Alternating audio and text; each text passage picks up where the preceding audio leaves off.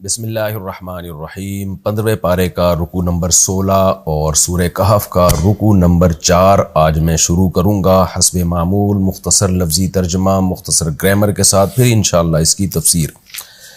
اعوذ باللہ من الشیطان الرجیم، بسم اللہ الرحمن الرحیم۔ ولا تقولن لشیء، اور ہرگز مت کہیں لشیء کسی بھی چیز کے بارے میں، کیا نہ کہیں انی فاعل ذالک، کہ میں یہ کام کر کے رہوں گا غدن کل۔ کسی بھی چیز کے بارے میں یہ ہرگز نہ کہیے کہ میں یہ کام کل کر کے چھوڑوں گا۔ ایک ہوتا ہے نا افعل ذالک، افعل ذالک کا معنی کروں گا، اور فاعل ذالک کا معنی کر کے چھوڑوں گا، یعنی لازمی کروں گا۔ الا، مگر یہ کہ ان یشاء اللہ، کہ اللہ چاہے۔ کیا مطلب؟ آپ یہ قول کہیے الا ان یشاء اللہ، اس لفظ کے ساتھ کہیے کہ اگر اللہ چاہے، یعنی متلبسم بقولک، یہاں یہ عبارت محذوف ہے۔ متلبس کا معنی آپ کی یہ بات کہ میں یہ کام کل کروں گا، یہ ملی ہوئی ہونی چاہیے اس قول کے ساتھ کہ ان یشاء اللہ، کہ اگر اللہ نے چاہا۔ الا یہ کہ ان یشاء اللہ، کہ اللہ چاہے۔ تفسیر میں اس کی ڈیٹیل بتاؤں گا انشاءاللہ۔ وَاذْكُرْ رَبَّكَ، اور آپ اپنے رب کو یاد کیجئے، اِذَا نَسِيتَ، جب آپ بھول جائیں۔ وَقُلْ، اور کہہ دیجئے، عَسَىٰ، امید ہے، اَن يَهْدِيَنِي، اصل میں تھا يَهْدِيَنِي، یا کو حذف کر دیا، امید ہے کہ ہدایت دے ربی، میرا رب، لِأَقْرَبَ مِنْ هَذَا، اقرب اس میں تفضیل ہے، دوسرے کے مقابلے میں زیادہ قریب۔ مجھے امید ہے کہ میرا رب رہنمائی کرے گا میری، اقرب من ھذا، اس سے بھی زیادہ قریب بات کی طرف، اس سے بھی زیادہ قریب چیز کی طرف، جو کس چیز کے قریب ہوگی؟ رشدن، رشد و ہدایت کے۔ یعنی یہ رشد و ہدایت تمییز ہے۔ تمییز کا مطلب ہوتا ہے کہ اس کا ترجمہ یہ کیا جاتا ہے کہ رشد کے اعتبار سے، یعنی اب میں آسان ترجمہ کر دیتا ہوں۔ وَقُلْ عَسَىٰ أَن يَهْدِيَنِي رَبِّي لِأَقْرَبَ مِنْ هَذَا رَشَدًا، یہ رشدہ جو ہے نا اقربہ سے تعلق ہے، لِأَقْرَبَ رَشَدًا مِنْ هَذَا، جو رشد و ہدایت کے اعتبار سے زیادہ قریب ہوگا، من هذا، اس واقعے سے بھی۔ یہ جو اصحاب کہف کا میں نے واقعہ سنایا ہے، تو مجھے امید ہے کہ میرا رب اس واقعے کی نسبت بھی مزید اچھی بات کی طرف میری رہنمائی کرے گا، مزید ہدایت کی طرف میری رہنمائی کرے گا۔ تفسیر میں انشاءاللہ اس کی ڈیٹیل آئے گی۔ وَلَبِثُوا فِي كَهْفِهِمْ، اور وہ لوگ ٹھہرے اپنے غار میں، 300، 300 سنین، سال، 100 کو کہتے ہیں 300 سال، وَازْدَادُوا، اور ان میں اضافہ ہوا، 9 کے اعتبار سے، یعنی مزید 9 سال بھی ٹھہرے، یعنی 309 سال ٹھہرے وہ۔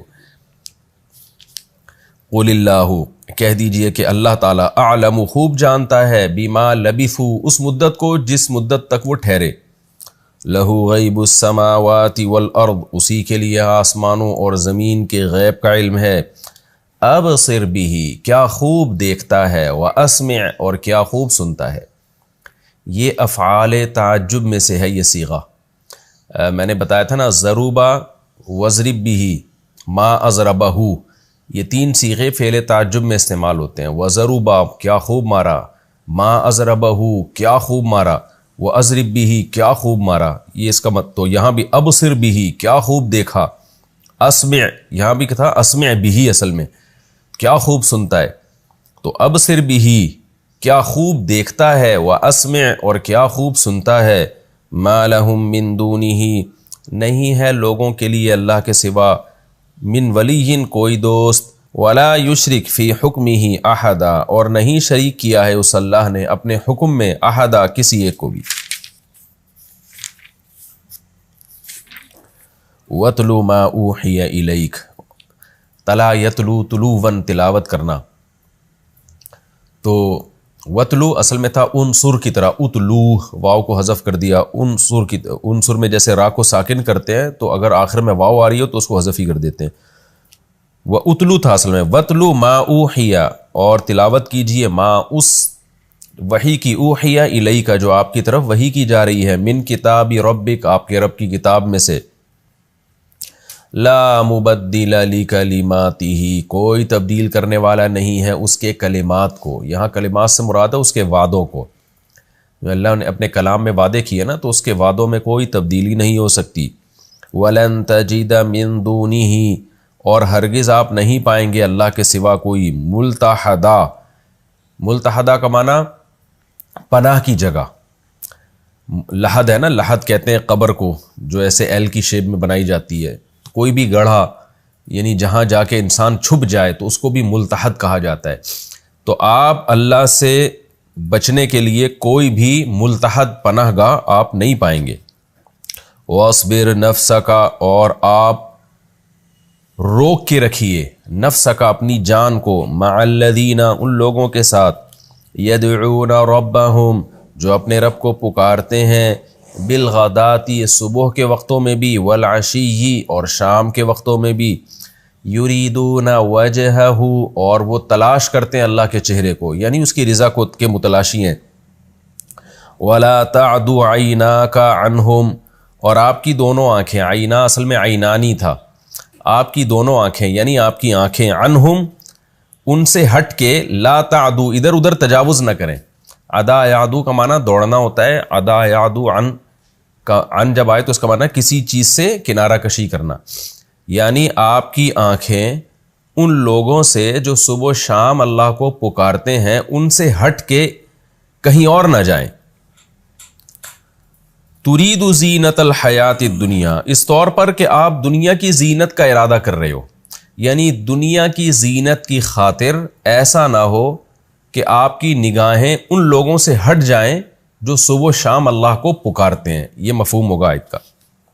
وَلَا تُطِعْ اور آپ اطاعت نہ کیجئے، تطیع اصل میں تھا تطوع لا تکرم کی طرح، آپ اطاعت نہ کیجئے من اس شخص کی، اغفلنا قلبہ جس کے دل کو ہم نے غافل کر دیا، عن ذکرنا اپنی یاد سے، واتبع ہواہ اور اس نے فالو کیا، اتباع کی اپنی خواہش کی، ہوا خواہش کو کہتے ہیں، وکان امرہ فرطا اور اس کا معاملہ حد سے تجاوز کرنے والا ہے، حد اعتدال سے تجاوز کر دیا ہے اس نے. فرط افراط و تفریط لفظ سنا ہوگا آپ نے اردو میں. وَقُولِ الْحَقُّ مِن رَبِّكُمْ اور آپ کہہ دیجئے حق تمہارے رب کی طرف سے ہے. فَمَنْ شَاءَ پس جو شخص چاہے، فَلْيُؤْمِنْ ایمان لے آئے، تو اسے چاہیے کہ وہ ایمان لے آئے. وَمَنْ شَاءَ اور جو شخص چاہے، فَلْيَكْفُرْ اسے چاہیے کہ وہ انکار کر دے. لیکفر تھا اصل میں. اِنَّا أَعْتَدْنَا اعتدنا کا لفظ کئی بار میں ایکسپلین کر چکا ہوں. بے شک ہم نے تیار کر رکھا ہے للظالمین ظالمین کے لیے نارا آگ، احاط بہم گھیر لے گی ان کو، سرادقها اس کی قناتیں. سرادق وہ جو تنبوری لگاتے ہیں ہم، قناتیں ہوتی ہیں چاروں طرف سے گھیر لیتی ہے نا لوگوں کو، تو اس آگ کی قناتیں جو ہیں یہ چاروں طرف سے ان کو گھیر لیں گی، اللہ ہمیں پناہ میں رکھے. وَإِن يَسْتَغِيثُوا اور اگر وہ طلب کریں گے، استغاثہ کہتے ہیں مدد طلب کرنے کو، پولیس کو بھی استغاثہ کہتے ہیں نا کورٹ کی عدالت کی زبان میں. اصل میں غیث بارش کو بھی کہتے ہیں جو ہماری مدد کے طور پہ نازل ہوتی ہے. وَإِن يَسْتَغِيثُوا يَسْتَغِيثُوا اصل میں يَسْتَغِيثُوا تھا، يَسْتَخْرِجُوا کی طرح.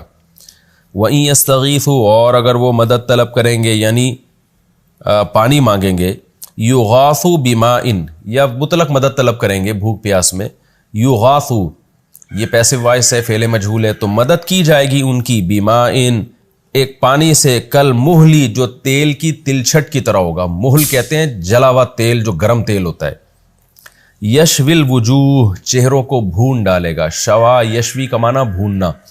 آپ نے جنہوں نے سعودی عرب سفر کیا انہوں نے مشوی کا لفظ وہاں بہت سنا ہوگا، ہوٹلوں پہ جگہ جگہ لکھا ہوتا ہے بھنی ہوئی مچھلی، بھنا ہوا گوشت، تو السمک المشوی اس طرح کا لفظ لکھا ہوتا ہے وہاں پہ. یشوی الوجوہ جو چہروں کو بھون ڈالے گا. بئس الشراب بئس فعل تعجب میں سے ہے، کتنا ہی برا مشروب ہے.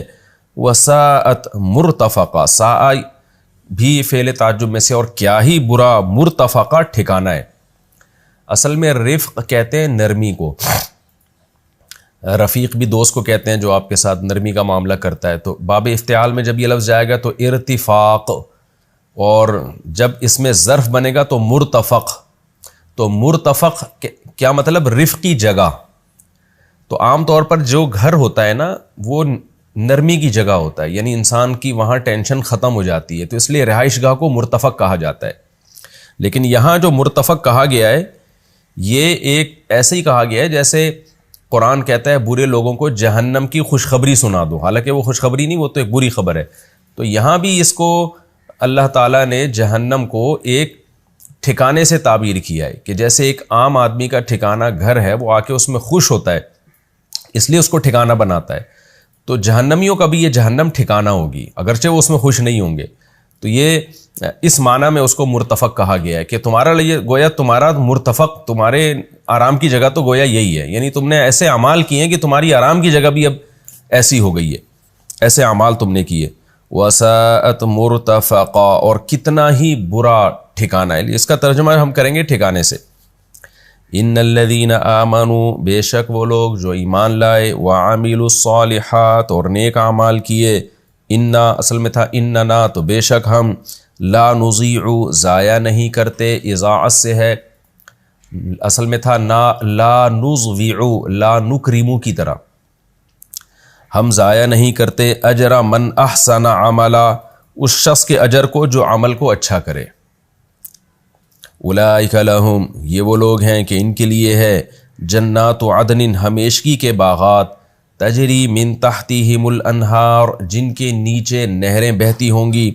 یحلون فیہا، حلا یحلی کا معنی پہنانا، حلیہ عربی میں زیور کو کہتے ہیں جو پہنا جاتا ہے. اور آپ نے دیکھا کہ لوگ کہتے ہیں اس کا حلیہ دیکھو کیسا ہو رہا ہے، یعنی گیٹ اپ. وجہ اس کی ہے کہ آپ کے لباس اور آپ کی ڈریسنگ کا آپ کے گیٹ اپ سے بڑا گہرا تعلق ہے.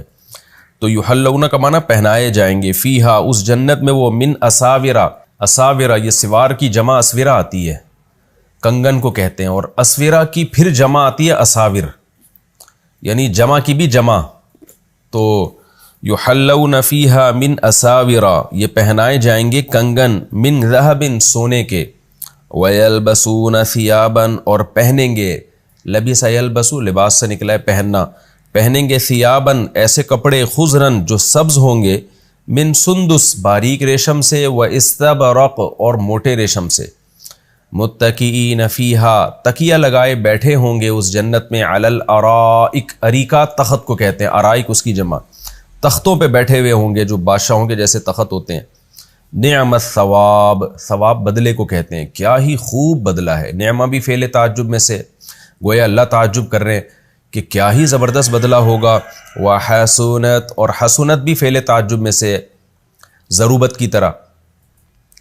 تو وحسنت، اور کیا ہی بہتر ہوگا، مرتفقہ ٹھکانہ، مرتفقہ کی تفصیل میں بھی بتا چکا ہوں، کیا ہی بہتر ٹھکانہ ہے. یہ جی ہمارے رکوع نمبر 4 اور 16 کا مختصر لفظی ترجمہ مختصر گرامر کے ساتھ ہو گیا. اب ہم اس کی تفسیر کی طرف چلتے ہیں.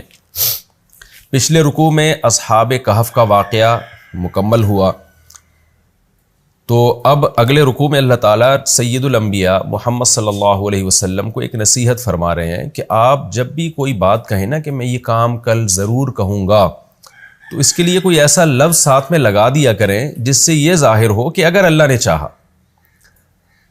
ہوا یہ تھا کہ جب مشرکین نے آپ سے پوچھا اصحاب کہف کا واقعہ کیا ہے، تو آپ تو عالم الغیب نہیں تھے، آپ کو معلوم نہیں تھا، تو آپ کو امید ہوئی کہ اللہ تعالیٰ مجھے بتائے گا، کیونکہ یہ تو وہ خبریں ہیں جو انبیاء بتاتے، یعنی اس طرح کے واقعات تو انبیاء بتاتے ہیں. اور یہود اور نصارہ، اگر یہ عیسائیوں کے دور میں واقعہ ہوا تھا تو عیسائی پادری نقل کرتے آتے تھے اس کو، اور اگر یہود کے دور میں یہ واقعہ ہوا تھا تو پھر ہو سکتا ہے انجیل میں بھی اس کا تذکرہ آیا ہو، اور یہ بھی ممکن ہے انجیل میں تذکرہ نہ ہو لیکن ان کے جو تاریخی کتب ہیں ان میں تذکرہ ہو. بہرحال تو جب نبی صلی اللہ علیہ وسلم سے پوچھا گیا، آپ کو امید ہوئی کہ اللہ مجھے یہ واقعہ بتائے گا، تو آپ نے کہا کہ میں کل تمہیں ضرور بتاؤں گا اس واقعے کے بارے میں. اس کو آپ نے اللہ کی مشیت کے ساتھ معلق نہیں کیا کہ بھئی اللہ چاہے. اب جیسے پیغمبر صلی اللہ علیہ وسلم کے ذریعے امت کی تربیت کی جاتی ہے، تو اللہ براہ راست سید الانبیاء کی تربیت بھی کرتا ہے. اس کی مثال ایسے ہے جیسے صحیح بخاری میں حدیث ہے کہ حضرت موسیٰ علیہ الصلاۃ والسلام سے کسی نے پوچھا کہ اس وقت دنیا میں سب سے بڑا عالم کون ہے؟ حضرت موسیٰ نے فرمایا میں ہوں. بات بالکل درست تھی، لیکن اللہ تعالیٰ کو حضرت موسیٰ علیہ السلام کا یہ انداز پسند نہیں آیا. بھئی آپ کو یہ کہنا چاہیے کہ دنیا میں سب سے بڑا عالم اللہ ہے. بعض باتیں ٹھیک ہوتی ہیں لیکن الفاظ کی جو سلیکشن ہے وہ اس سے بے ادبی جھلک رہی ہوتی ہے. تو اللہ کو یہ لفظ پسند نہیں آیا کہ موسیٰ علیہ السلام نے کہہ دیا میں ہوں. بھئی آپ کے پاس تو جو کچھ ہے اللہ کا دیا ہوا ہے، تو آپ کہتے اللہ ہے اور پھر اللہ نے مجھے یہ علم دیا ہے، یوں کہہ دیتے. تو یہ عام لوگوں کے لیے تو یہ غلطی کوئی بڑی غلطی نہیں ہے، لیکن کلیم اللہ موسیٰ کلیم اللہ کے لیے تو یہ بہت، یعنی اللہ کی نظر میں جو بڑے لوگ ہوتے ہیں ان کی چھوٹی خطائیں بھی بہت بڑی ہوتی ہیں. تو جیسے موسیٰ علیہ السلام کو پھر اللہ نے تنبیہ کرنے کے لیے خضر علیہ السلام کے پاس بھیجا، تو اسی طرح سید الانبیاء صلی اللہ علیہ وسلم کی تنبیہ کے لیے بھی اللہ نے وحی کو روک لیا. یعنی اللہ تعالیٰ کو نے اس بات پہ تنبیہ فرمائی کہ آپ نے یہ کیسے کہہ دیا کہ میں کل بتاؤں گا. بھئی آپ کے پاس تو کچھ علم نہیں ہے، اللہ جو علم آپ کو دے رہا ہے آپ اس کے ذریعے بتا سکتے ہیں. تو آپ یہ کہہ دیتے کہ بھئی اللہ نے بتا دیا تو بتا دوں گا، میرے پاس تو علم نہیں ہے. تو چونکہ نبی صلی اللہ علیہ وسلم کا مقام اور مرتبہ اللہ کی نظر میں بہت اونچا ہے، اس وجہ سے اللہ تعالیٰ نے آپ صلی اللہ علیہ وسلم کو تنبیہ کی اور 15 دن کے لیے وہی رک گئی. اور آپ صلی اللہ علیہ وسلم بے انتہا غم میں، کیونکہ مشرکین تانے دیتے تھے اور انتظار کر رہے تھے بھئی بتائیں نا، آپ کیوں نہیں بتا رہے. اس پر یہ 15 دن کے بعد اصحاب کہف کا واقعہ نازل ہوا. تو اس میں پھر نبی صلی اللہ علیہ وسلم کو تنبیہ کی گئی کہ آپ نے کبھی بھی یہ نہیں کہنا کہ میں یہ کام کل کروں گا الا ان یشاء اللہ، مگر یہ کہ آپ نے اس کو اللہ کی مشیت کے ساتھ جوڑ دینا ہے، کیونکہ اپنی نفی کرنی ہے، اللہ کی عظمت لوگوں کے دلوں میں بٹھانی ہے. تو کس قدر دیکھیں کہ ایک زبردست قسم کی تلقین کی جا رہی ہے، ایک ادب سکھایا جا رہا ہے. یہاں ہو سکتا ہے بعض ملحد لوگ یہ اعتراض کریں اور وسوسہ پھیلانے کی کوشش کریں کہ جی معاذ اللہ نقل کفر نباشت، محمد صلی اللہ علیہ وسلم کو کوئی ذریعہ مل ہی نہیں رہا تھا اصحاب کہف کا واقعہ سنانے کا، تو ہو سکتا ہے معاذ اللہ نقل کفر 15 دن میں آپ نے رابطے کر لیے ہوں اور موقع مل گیا ہو یہود و نصارہ سے، ان سے کچھ پیسے دے کے یا کوئی آپس میں کچھ ڈیلنگ ہو گئی ہو اور اس دوران آپ نے وہاں سے وہ واقعہ لے کے، اہل کتاب سے واقعہ لے کے لوگوں کو سنا دیا ہو. تو ہو سکتا ہے یہ بدگمانی کا تو موقع مل رہا ہے نا، تو یہ بدگمانی کا موقع اللہ نے کیوں دیا؟ تو دیکھیں نبوت کی صرف اگر یہی ایک دلیل ہوتی نبی کے پاس، غیب کی خبریں جو آپ صلی اللہ علیہ وسلم نے بتائی ہیں، جو پچھلی امتوں کے واقعات بتائے ہیں، من وعن بتائے اور تورات اور انجیل میں جس طرح سے لکھے ہیں اس سے بھی زیادہ اچھے طریقے سے بتائے ہیں.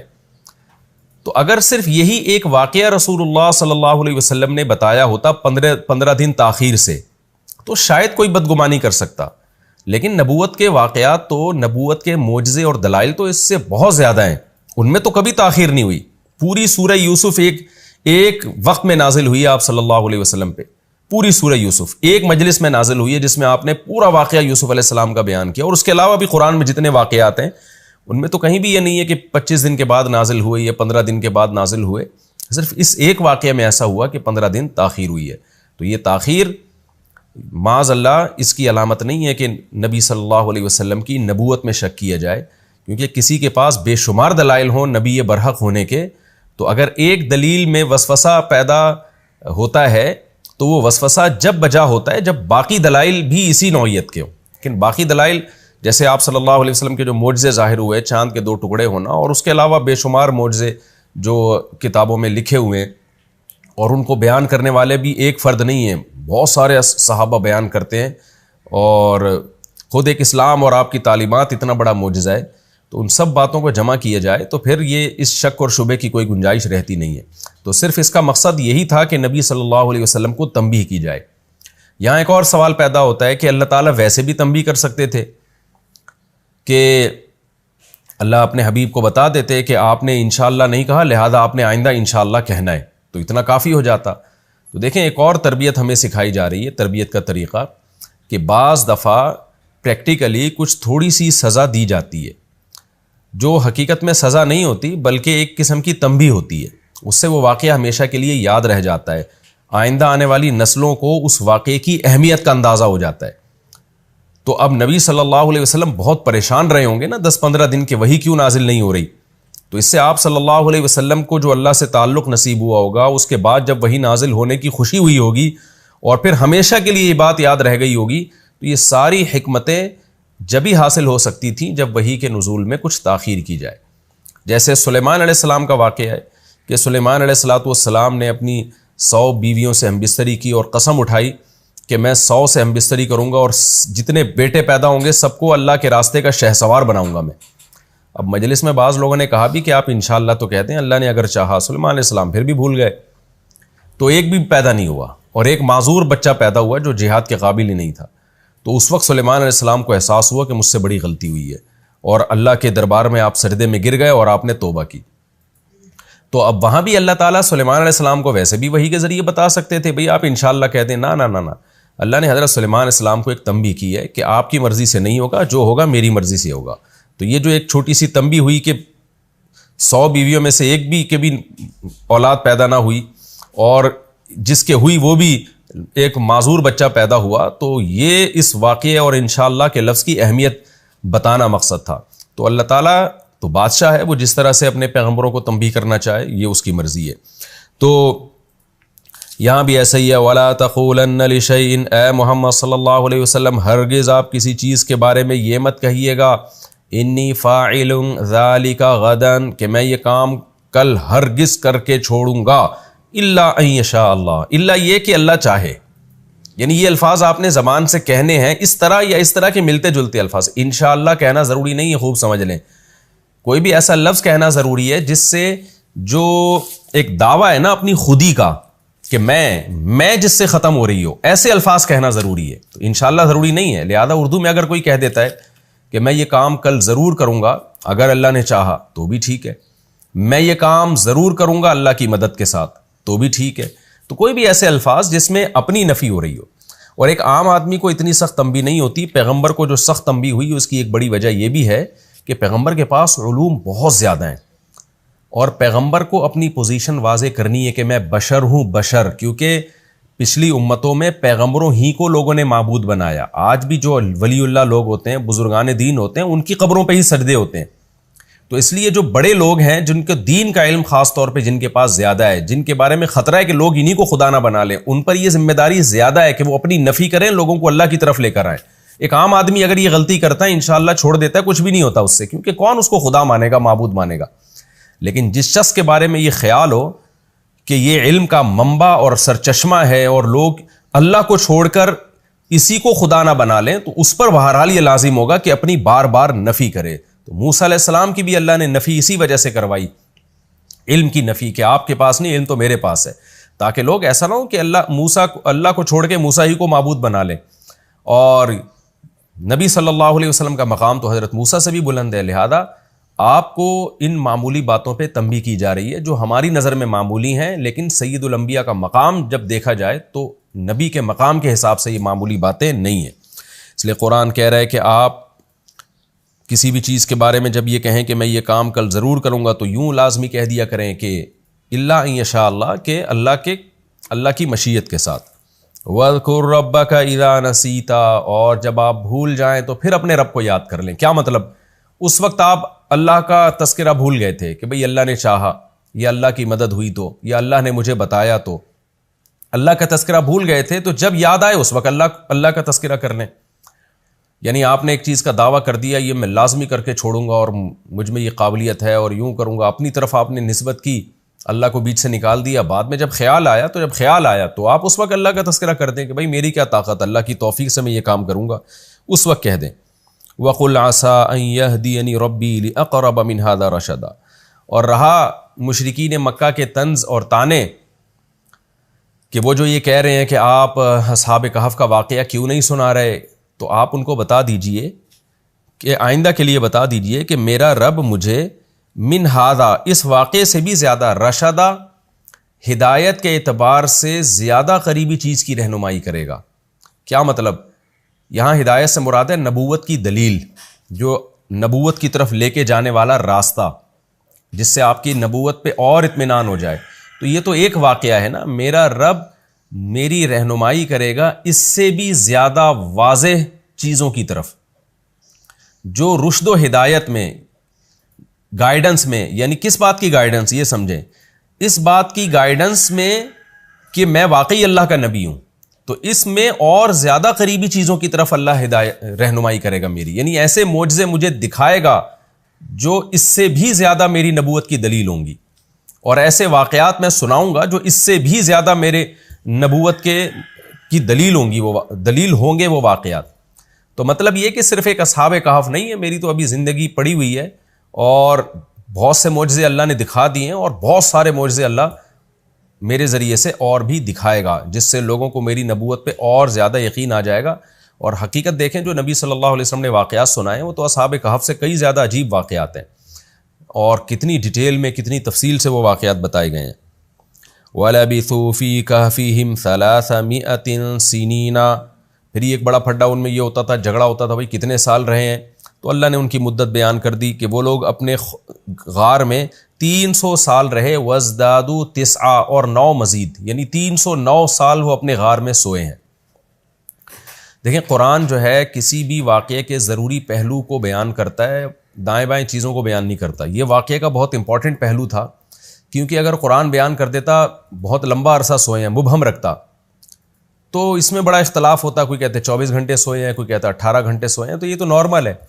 اس لیے یہ ایک ایسی مدت تھی، وہ بار بار آ کے پوچھتے تھے کتنے سال سوئے ہیں، وہ کتنے سال، آپ کیوں نہیں بتا رہے؟ اس لیے قرآن نے کہہ دیا، وہ مدت قرآن نے بتا دی، 309 سال۔ اچھا، کمال کی بات یہ ہے کہ جو پچھلی آسمانی کتابیں ہیں نا، ان میں 300 سال لکھا ہوا ہے، اور قرآن بیان کر رہا ہے 309 سال۔ تو آپ اگر کیلکولیٹ کریں نا شمسی اور قمری کا فرق، تو 300 سال میں قمری میں 9 سال کا فرق پڑ جاتا ہے۔ یعنی قرآن نے جو سال بیان کی وہ چاند کے حساب سے بیان کیے ہیں، اور یہود و نصارہ اس کو سورج کے یعنی شمسی سالوں کے لحاظ سے بیان کیا کرتے تھے۔ قُلِ اللَّهُ أَعْلَمُ بِمَا لَبِثُوا، اے نبی آپ ان سے کہہ دیجیے اللہ خوب جانتا ہے اس مدت کو جو یہ جس مدت تک وہ رہے ہیں۔ اب چونکہ اس مدت میں بھی ان کا اختلاف تھا نا، کچھ کہتے تھے 300، کچھ کہتے تھے 250، تو اللہ کہتے ہیں کہ اللہ کو خوب پتہ ہے، لہو غیب السماوات والارض، اسی کے لیے آسمانوں اور زمین کے غیب ہیں، ابصر بہ واسمع، کیا خوب دیکھتا ہے اور کیا خوب سنتا ہے، ما لہم من دونہ من ولی، اور لوگوں کے لیے اللہ کے سوا کوئی دوست نہیں ہے، ولا یشرک فی حکمہ احدا، اور اللہ کے حکم میں بھی وہ کسی کو شریک نہیں کرتا، یعنی وہ وحدہ لا شریک لہ ہے، اپنی حکومت میں، اپنے آرڈر میں کوئی کسی کو وہ شریک نہیں کرتا۔ تو اصل جو قرآن کا مدعا ہے وہ تو توحید ہے، کہ لوگ ایک خدا کی عبادت پہ آ جائیں، تو قرآن اسی کو فوکس کر رہا ہے۔ باقی اللہ تعالیٰ نے مدت بیان کر دی کہ وہ 309 سال تک سوئے ہیں۔ اس واقعے سے ہمیں کیا پتہ چلتا ہے کہ کرامات اولیاء یہ برحق ہے۔ آج بہت سارے لوگ اس طرح کے اسکالرز آ گئے ہیں کہ جن واقعات کو بنیاد بنا کے جو ملحد لوگ ہیں نا، وہ پیغمبر کی نبوت کا انکار کرتے ہیں، انہی واقعات کو بنیاد بنا کے آج کے بعض اسکالرز، نام نہاد اسکالر، وہ اہل اللہ کی کرامتوں کے منکر ہیں، مذاق اڑاتے ہیں۔ وہ جب ملحدین کے سامنے بیان کیا جائے نا کہ نبی نے چاند کے اشارے سے 2 ٹکڑے کیے، موسیٰ علیہ السلام کی لاٹھی سے سانپ بنا، تو وہ ہنستے ہیں، کہتے ہیں تو سائنسی لحاظ سے ممکن ہی نہیں ہے۔ تو ایسے ہی جب کسی بزرگ کی کرامت بیان کی جائے، ان کے ساتھ یہ ہو گیا، ان کے ساتھ یہ ہو گیا، تو آج کے بعض مذہبی نام نہاد مذہبی اسکالر بھی ہنستے ہیں، کہتے ہیں تو پریکٹیکلی یہ تو سائنسی لحاظ سے ممکن ہی نہیں ہے۔ تو دونوں کی عقلوں میں بھوسا بھرا ہوا ہے کہ جب آپ ایک چیز کی نسبت خدا کی طرف کرتے ہیں تو خدا سائنسی اصولوں کا محتاج نہیں ہے، کرامت بھی خدا کا کام ہے جو بزرگوں کے ہاتھ پہ جاری ہوتی ہے، معجزہ بھی خدا کا کام ہے جو اہل اللہ کے ہاتھ پہ، جو پیغمبروں کے ہاتھ پہ جاری ہوتا ہے۔ فرق دونوں میں یہ ہے کہ معجزہ یقینی ہوتا ہے، کرامت میں اس بات کا امکان ہوتا ہے کہ جس نے آپ کو کرامت بتائی اس نے کہیں جھوٹ نہ بولا ہو۔ تو اگر وہ قرآن نے بتائی ہے تو 100% درست ہے، قرآن کے علاوہ کسی اور نے بتائی ہے تو اگر بتانے والا سچا ہے تو اس کو ہم سچ مانیں گے، بتانے والے کے پر اطمینان نہیں ہے تو آپ اس کا انکار کر دیں، جبکہ معجزے کا انکار کرنا یہ کفر ہے۔ تو یہ فرق ہے۔ اب چونکہ قرآن نے اصحاب کہف کی کرامت بتائی تو ہم مانیں گے اس کو، تو اگر قرآن کے علاوہ بھی ہمیں کسی معتبر ذریعے سے کسی کی کرامت کی اطلاع پہنچتی ہے، جیسے شہداء کے خون کی خوشبو میں نے خود اپنی ناک سے سونگھی ہے، اب اگر میں کسی کو بتا رہا ہوں میں نے شہیدوں کے خون کی خوشبو سونگھی ہے، وہ کہے ابھی یہ تو سائنسی لحاظ سے ممکن ہی نہیں ہے اور یہ تو مذاق اڑانے لگے، تو بھئی آپ یا اس بیس پہ تو آپ کہو کہ بھئی مفتی طارق مسعود پہ ہمیں اطمینان نہیں ہے، یہ بلا جھوٹ بول رہے ہیں ہمارے خیال میں، تو اس بیس پہ تو آپ انکار کر سکتے ہو۔ لیکن اگر آپ کو اعتماد ہے کہ یہ بندہ جھوٹ نہیں بولے گا، تو پھر آپ اس کا سائنسی لحاظ سے انکار کرنا یہ پاگل ہونے کی علامت ہے کہ بھائی وہ کرامت شہید کے خون میں اگر خوشبو آ رہی ہے تو وہ اللہ پیدا کر رہا ہے, وہ شہید تھوڑی پیدا کر رہی ہے, وہ سائنس تھوڑی پیدا کر رہی ہے. تو اللہ نے تو اس کائنات کو جب عدم سے وجود میں لے آیا جس کی کوئی سائنٹیفک لاجک بنتی نہیں ہے, تو وہ شہید کے خون میں خوشبو نہیں پیدا کر سکتا. تو کرامت کا انکار اس بیس پہ کرنا تو ٹھیک ہے کہ بھائی جو بیان کرنے والا ہے مجھے اس کے سچے ہونے پر اطمینان نہیں ہے, تو آپ نے اس کے جھوٹے ہونے پر دلائل قائم کر دیے. لیکن آپ کو اس کے سچے ہونے پر اطمینان بھی ہے, یا آپ کا ضمیر کہتا ہے کہ یہ جھوٹ نہیں بول سکتا, تو پھر اس کرامت کا انکار کرنا صرف اس بیس پہ کہ یہ ہماری عقل میں نہیں آتا, تو یہ بے عقل ہونے کی دلیل ہے.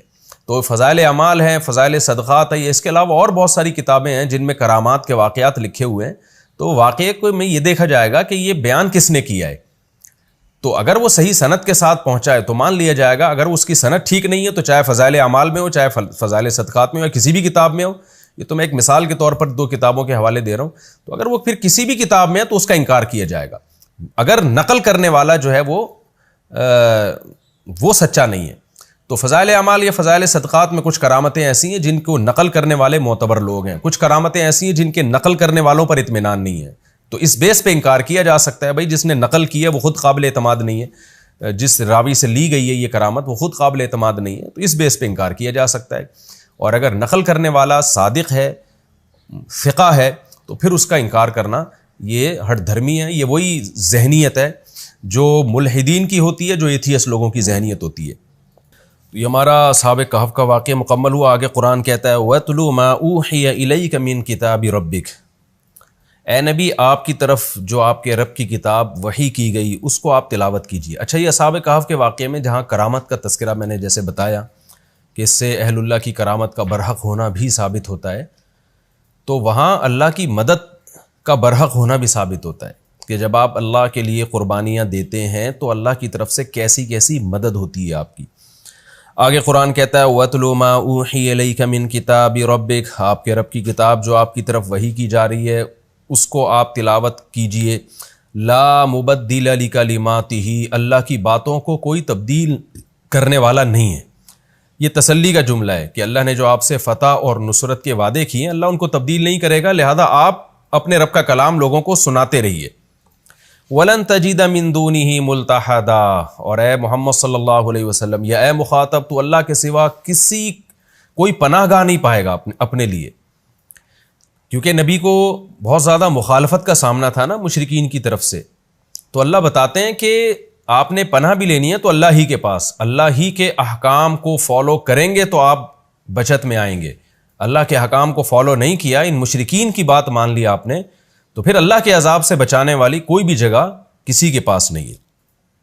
وَاصْبِرْ نَفْسَكَ مَعَ الَّذِينَ يَدْعُونَ رَبَّهُمْ بِالْغَدَاةِ وَالْعَشِيِّ, اور آپ اپنی جان کو روکے رکھیے ان لوگوں کے ساتھ جو اپنے رب کو صبح اور شام پکارتے ہیں. اس آیت کا بھی ایک شان نزول ہے. مشرکین مکہ کے جو بڑے بڑے سردار تھے وہ یہ کہا کرتے تھے کہ آپ ان غریبوں کے ساتھ کیوں بیٹھتے ہو. حضرت بلال حبشی, حضرت عبداللہ بن مسعود, یہ سارے مسکین صحابہ تھے. خباب ابن ارت رضی اللہ عنہ, یہ بہت غریب اور مسکین لوگ تھے. تو یہ مسکین لوگ تھے, زیادہ تر یہی لوگ ایمان لے کر آئے تھے.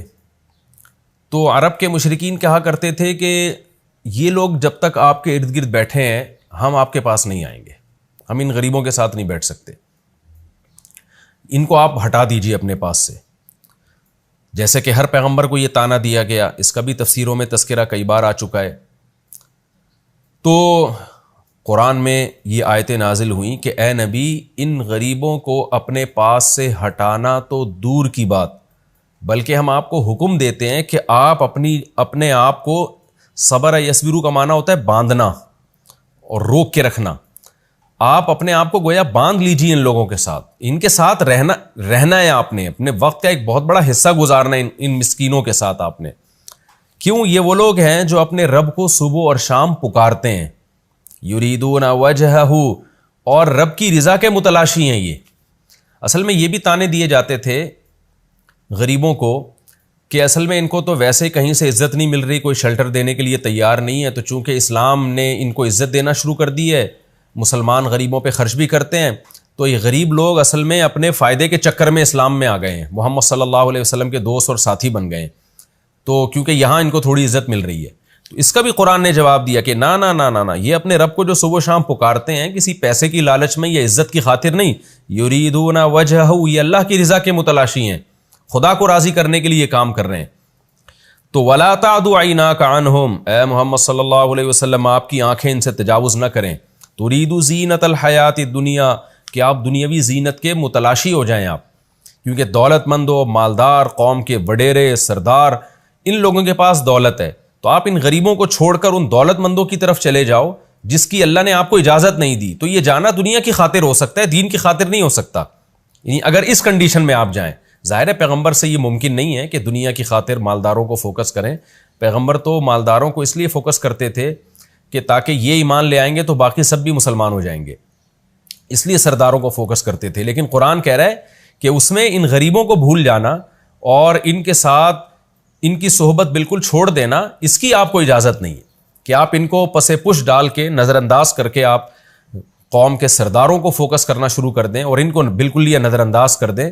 اور نیت کیا ہو کہ کیونکہ ان کے پاس دولت ہے, ان کے پاس مال ہے, تو ان کی زیب و زینت اور چمک دھمک سے آپ متاثر ہو رہے ہیں, تو یہ ہرگز نہیں کرنا چاہیے آپ کو.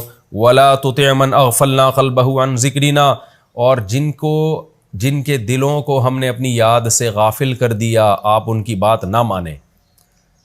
قوم کے جو رؤسا تھے, سردار تھے, مالدار تھے, یہ وہ لوگ ہیں جن کو ہم نے اپنی یاد سے غافل کر دیا. یہ دنیا میں مست ہیں, تو ان کی بات نہیں ماننا. وہ بات کیا ہے؟ وہ بات یہ کہ ان غریبوں کو بھگائیں یہاں سے, ان غریبوں کو دور کریں. نا نا نا نا, ان کی اطاعت نہیں کرنا. یہ تو وہ سخت دل لوگ ہیں جن کے دلوں کو ہم نے اپنی یاد سے غافل کر دیا ہے. وَاتَّبَعَ هَوَاهُ, اور یہ خواہشات کے غلام ہیں, یہ خواہشات کے پیچھے چل رہے ہیں. وَكَانَ أَمْرُهُ فُرُطًا, اور ان کا جو معاملہ ہے بہت حد سے تجاوز کر گیا ہے, اعتدال سے متجاوز لوگ ہیں. یعنی جو حق کو نہیں مانتا وہ ظاہر حد اعتدال سے بڑا ہوا ہے, تو آپ نے ایسا نہیں کرنا. وَقُلِ الْحَقُّ مِن رَبِّكُمْ, سوال پیدا ہوتا ہے پھر وہ تو ایمان لے کے ہی نہیں آ رہے. ان کا تو یہ کہنا ہے کہ جب تک ان غریبوں سے آپ تعلقات ختم نہیں کریں گے, ان کو اپنی مجلسوں سے دور نہیں کریں گے, ہم ایمان ہی نہیں لے کر آئیں گے. تو اب ان مالداروں کو کیسے مسلمان کیا جائے؟ تو اس کا جواب دیا جا رہا ہے, وَقُلْ, اے نبی آپ کہہ دیجئے, الْحَقُّ مِن رَبِّكُمْ, حق تمہارے رب کی طرف سے آ چکا ہے. اللہ نے بتا دیا صحیح اور غلط. فَمَنْ شَاءَ فَلْيُؤْمِنْ, بس جو شخص چاہے اسے چاہیے کہ ایمان لے آئے. وَمَنْ شَاءَ فَلْيَكْفُرْ, اور جو شخص چاہے اسے چاہیے کہ انکار کر دے. ہم نے دونوں راستے کھول دیے ہیں. اِنَّا أَعْتَدْنَا لِلظَّالِمِينَ نَارًا, ہاں جو ظالمین ہیں ہم نے ان کے لیے آگ تیار کر کے رکھی ہے جو حق کا انکار کرے گا, آخرت میں سزا ملے گی.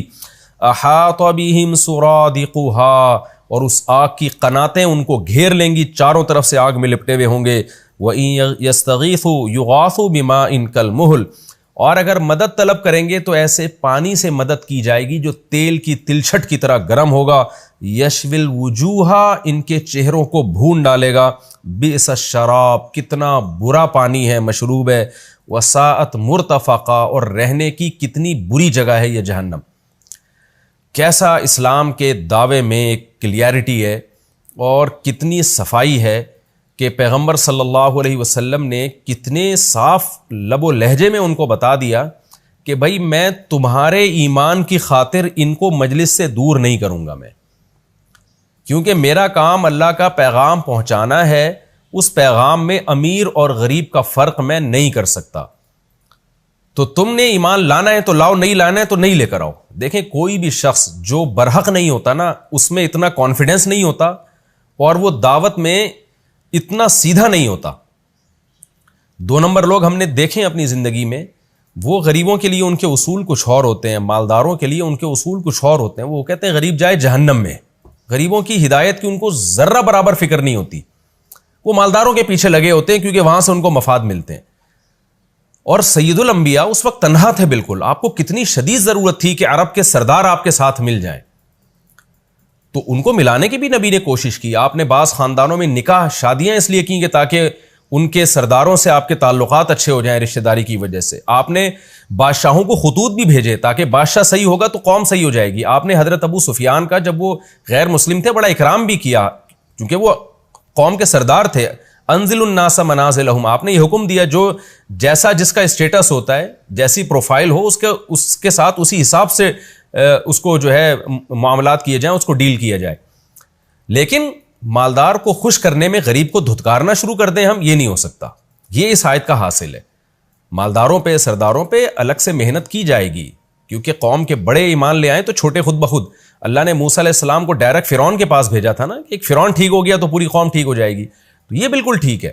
لیکن فرعون کو ٹھیک کرنے میں موسیٰ علیہ السلام اپنے ارد گرد جو بنی اسرائیل غریب مسکین تھے، فرعون کو خوش کرنے کے لیے ان غریبوں کو بھگانا شروع کر دیں، یہ غلط ہو جائے گا. تو یہی اس آیت کا حاصل ہے. آج بہت سی تحریکوں میں ہمیں نظر آتا ہے کہ غریبوں کے لیے جگہ ہی نہیں ہے. چندے جو زیادہ چندہ دے سکتا ہو، تو زیادہ پیسے والا ہو، اس سے بڑے تعلقات، اور غریب آدمی کی کوئی ویلیو نہیں ہے. حالانکہ ہمارے نبی جو سرداروں پہ محنت کر رہے تھے وہ بھی غریبوں کے لیے کر رہے تھے نا، یعنی ماتحت لوگوں کے لیے، کہ سردار ٹھیک ہوگا تو یہ خود بخود ٹھیک ہو جائیں گے. تو اس میں امیر غریب میں فرق نہیں ہے. ہاں، ایک مصلحت اور حکمت یہ ہے کہ ایک آدمی ٹھیک کرنے سے جب سب ٹھیک ہو رہے ہیں تو اس ایک کو زیادہ فوکس کیا جائے. تو مصلحت کا تقاضا تھا. لیکن اس میں یہ فرق کرنا کہ آپ کو غریب کی فکر ہی نہ ہو اور آپ صرف بڑے لوگوں کو کے ساتھ تعلقات بحال کر رہے ہوں، تو یہ اس کی علامت ہے کہ ترید زینت الحیات دنیا. آپ تو دنیا کی زینت کے لالچ ہے آپ کے دل میں. جیسے مالداروں کے دل میں ایک دنیا کی اہمیت ہوتی ہے، آپ کے دل میں بھی اس کی اہمیت ہے. لیول آپ نے اسلام اور دین کا لگایا ہوا. آج ہم نے بہت سے ایسے لوگ دیکھے ہیں، اسکالرز بھی ہیں ایسے، جو لیبل اسلام کا لگاتے ہیں مگر اس کے پیچھے اصل میں پیسہ ہوتا ہے، شہرت کے بھوکے ہوتے ہیں. تو شہرت کا اور دولت کا جو بھوکا ہے وہ ضروری نہیں ہے کہ وہ دنیا دار ہی ہو. وہ دین کا لیبل لگا کے بڑے بڑے بھوکے، حب جا اور حب مال کے مریض ہم نے اپنی زندگی میں دیکھے ہیں. تو اللہ ہمیں بچائے. تو ہمیں ان پیغمبر کے ان واقعات سے سبق حاصل کرنا چاہیے. اور قرآن نے صاف طور پر کہہ دیا ہے کہ آپ امیروں کو خوش کرنے کے لیے غریبوں کو اپنی مجلس سے نہیں دھتکار سکتے، بلکہ آپ کو اپنے آپ کو ان لوگوں کے ساتھ جوڑ کے رکھنا پڑے گا. اور بتا دیں کہ حق آ چکا ہے، جس نے چانا ایمان لے کر آئے، ہم اپنے اصولوں کو تبدیل نہیں کریں گے. تو اس میں اور بھی کچھ اسباق ہیں، انشاءاللہ میں اگلے ایپیسوڈ میں اس رکوع کو کمپلیٹ بھی کروں گا اور وہ اسباق بھی بیان کروں گا. اللہ تعالی ہمیں سمجھنے کی، عمل کی توفیق عطا فرمائے. اگلے ایپیسوڈ میں انشاءاللہ ہم سورہ کہف کا رکوع نمبر 4 اور 15 پارے کا رکوع نمبر 16 یہاں سے شروع کروں گا میں انشاءاللہ. ان الذین آمنوا وعملوا الصالحات انا لا نضيع اجر من احسن عملا وما علينا الا البلاغ.